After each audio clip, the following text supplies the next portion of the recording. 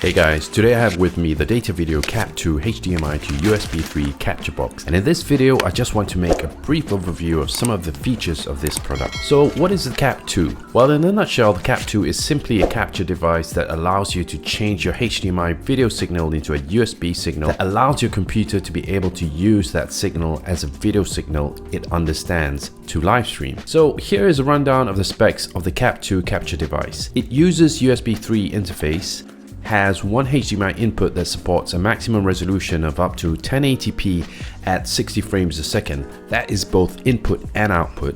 One 3.5mm stereo audio input jack for inserting external audio such as from a mic or a mixer. It uses a very low power consumption of only 2 watts, and this unit only weighs about 70 grams.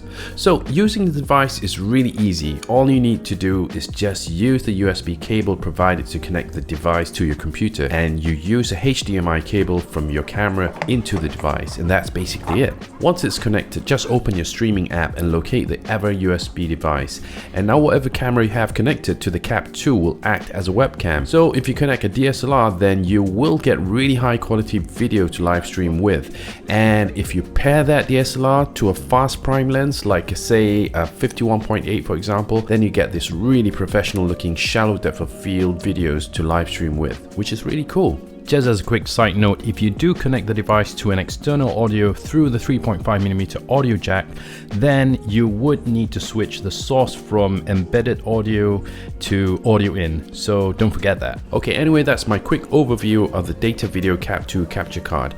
If you are interested to get yourself a unit, I'll leave the link in the description, so please do check it out. Anyway, as always, please don't forget to give me a like, share and subscribe, and I'll see you guys in the next video.